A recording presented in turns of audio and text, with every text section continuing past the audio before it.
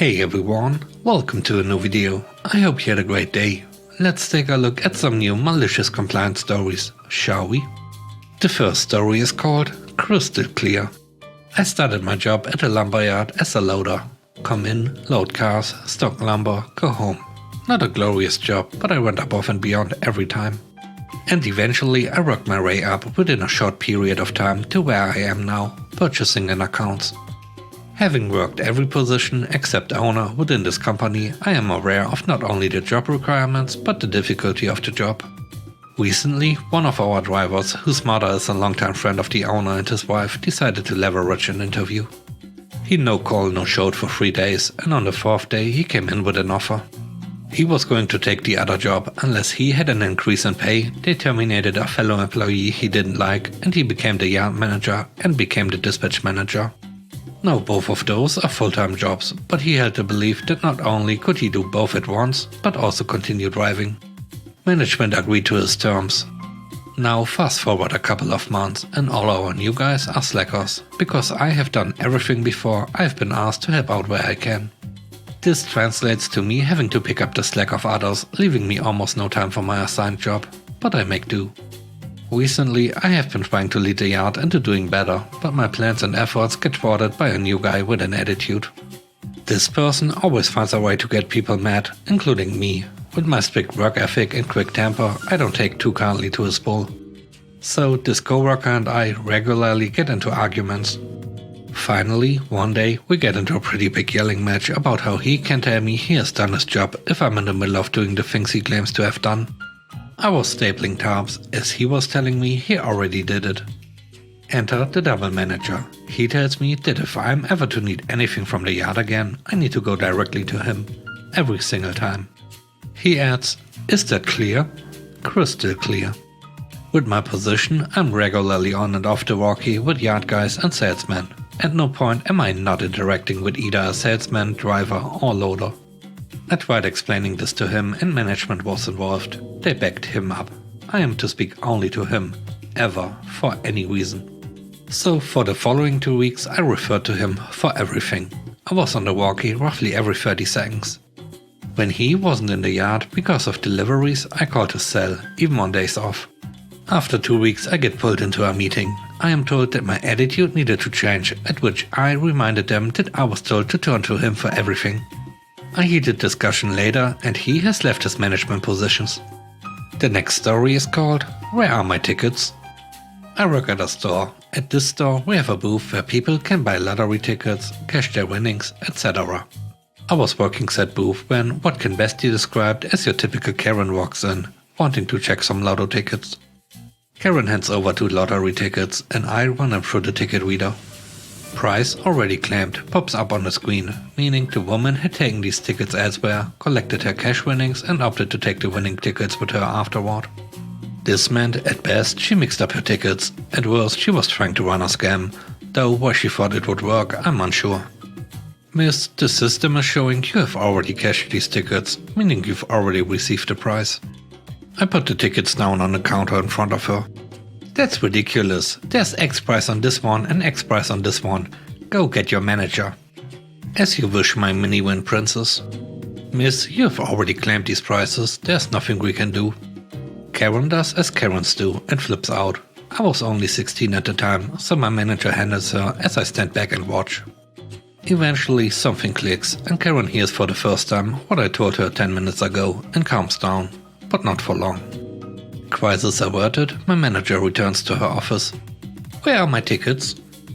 I placed them on the counter in front of you. They are garbage anyway, since there's no price on them. I didn't take them. Someone stole them. I keep all my lottery tickets. Where are they? Me, giving her some side eye. Not sure. I'll check around. No lottery tickets to be found anywhere at my station, and so Karen returns to her prime estate. I don't have them, so clearly someone stole them. Call the police right now, or I will. This time I go to my manager's office and inform her of the situation. Cue the malicious compliance. We decide if she wants the cops involved, then very well, we'll oblige. We do this because if she calls, she'll likely say something nuts and cruisers will roll up, prepped for an armed robbery, which would be a huge waste of police resources. And, well, perhaps this is a good time for Karen to learn appropriate use of emergency services. I call the non-emergency line and tell Karen to sit tight. We live in a quite suburb-like town in our city, so a single officer arrives shortly thereafter. I speak to the officer and inform them of the situation, noting specifically we called in the best interest of the situation. Karen and the officer stepped into the break room to chat. What I hoped occurred was a stern talking to and swift diagnosis of Karenotitis, followed by some crocodile tears and a hefty fine. Unfortunately, since I was the one who called, I don't believe this occurred, and since I couldn't hear their talk from my station, I can't say with any certainty what happened in there. That said, I can piece together that it wasn't pleasant. A flush-faced, purse falling off her shoulder, tip-tap rock running Karen emerged. She made a beeline for the exit, not making eye contact with anyone.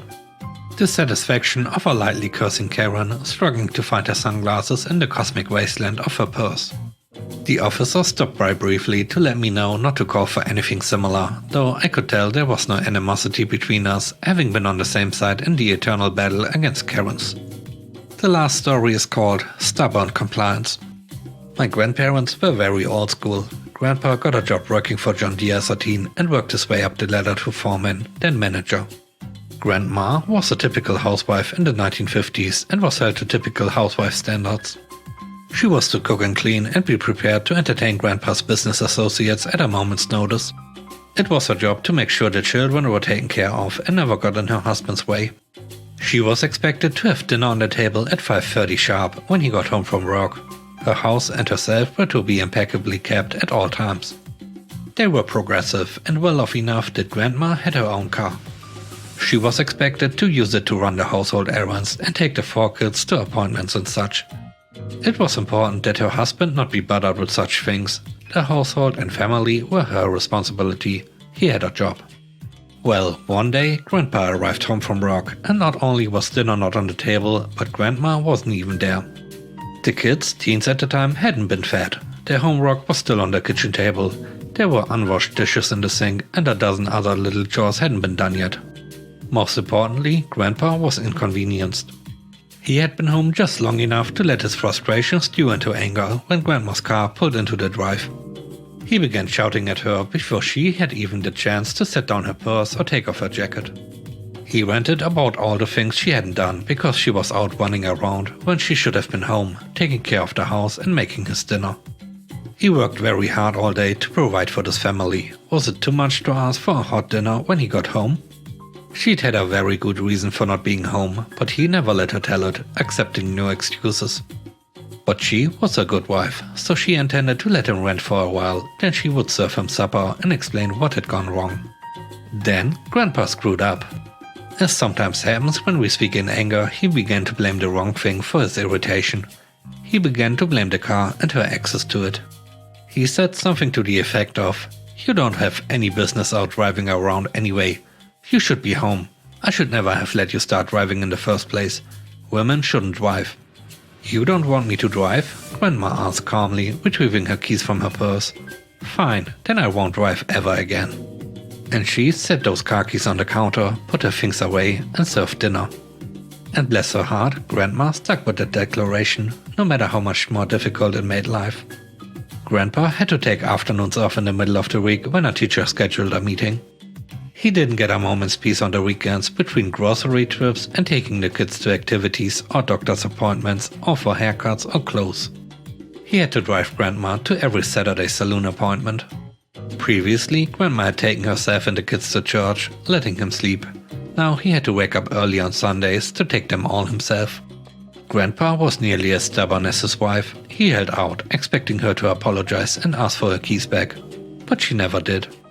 Instead, she simply rearranged the household schedule so that he could handle all the driving. Months later, after never getting a single weekend to relax, after having dinner pushed back nearly every day because he had to drive someone someplace, he finally gave in and apologized. He tried to tell her that he was wrong and that she should start driving again. He tried to tell her that he now appreciated all she did to make his life easier. He all but begged her to take those keys. I suspect that Grandma had always disliked driving, because she never took back those keys. Nothing Grandpa said or did could convince her to get back behind the wheel. He'd said she had no business driving a car and she was going to hold him to that declaration, no matter what. For over 50 years, until her last day, Grandma never drove a car again for any reason. Not after the kids graduated and moved out, not after Grandpa retired. Even after Grandpa passed in the 80s, she still refused because my husband always said that women shouldn't drive. Thanks for watching the video. I hope you enjoyed it. If you did, please hit the like button. It really helps in the algorithm. I hope you have a great day. Stay safe. Bye bye.